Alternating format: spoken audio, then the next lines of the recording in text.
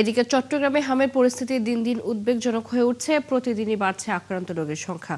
পরিস্থিতি সামাল দিতে হিমশিম খাচ্ছে স্বাস্থ্য বিভাগ। চমেক হাসপাতালে আলাদা ওয়ার্ড চালু করেও মিলছে না পর্যাপ্ত জায়গা। এদিকে চিকিৎসকরা বলছেন, টিকা নেওয়া থাকলে আক্রান্ত হলেও রোগের জটিলতা কমবে। চট্টগ্রাম মেডিকেলে গত 1 মাসে হামের উপসর্গ ও নিউমোনিয়ায় আক্রান্ত হয়ে মারা গেছে 51 জন শিশু।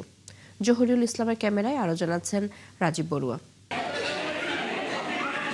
জ্বর নিয়ে 9 মাসের আফিফা জান্নাতকে নিয়ে তার মা বৃহস্পতিবার চট্টগ্রাম মেডিকেল কলেজ হাসপাতালে আসেন রাঙ্গুনিয়া থেকে। তিনি বলেন, আগের সপ্তাহে হামের টিকা দেওয়ার পর জ্বর আসলে হাসপাতালে ভর্তি করলে হাম শনাক্ত হয়। ডাক্তার বলছে এখানে হাম হয়েছে, জ্বর আর ওর খেসনি ছিল তার। শিশু জান্নাতের মতো আরও অনেক শিশু হামে আক্রান্ত হয়ে চট্টগ্রাম মেডিকেল কলেজ হাসপাতালে ভর্তি হয়েছেন। তাদের কেউ কেউ টিকা নিয়েছেন, অনেক শিশুকে আবার টিকা দেননি তাদের অভিভাবকরা। ওর জ্বর কমতেছে না, জ্বর ভূমিটা একটু কম আছে, জ্বর আর কাশি আর এই শ্বাসকষ্ট হালাতে কষ্ট। জ্বর নিয়ে ভর্তি হয়েছে, অনেক জ্বর, 105 পর্যন্ত জ্বর ছিল।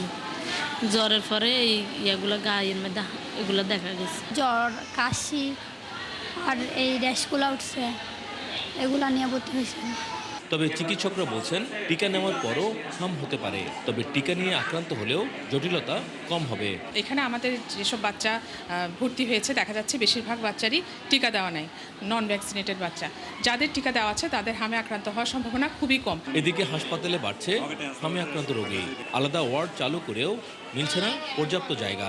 আমাদের ব্যাট হচ্ছে আমাদের টোটাল যে আমাদের মিজেলস ওয়ার্ড করা হয়েছে প্রায় উপরে সহ আমাদের শিশু ওয়ার্ড সহ এখানে প্রায় ব্যাট সংখ্যা হচ্ছে 80 থেকে 85। এর মধ্যে আমাদের আজকে রোগীর সংখ্যা হচ্ছে 112। অনেক সময় আমাদেরকে একটা বেডের 2টা করে রোগী রাখতে হয়। স্বাস্থ্য বিশেষজ্ঞরা বলছেন, কেন হঠাৎ করে এত রোগী বাড়ছে সেটি জানতে গবেষণা প্রয়োজন। এক্স্যাক্টলি বলা যাচ্ছে না কি ভাইরাসের প্রপার্টি চেঞ্জ হয়েছে না অন্যান্য কোনো এনভায়রনমেন্টাল ইস্যু আছে।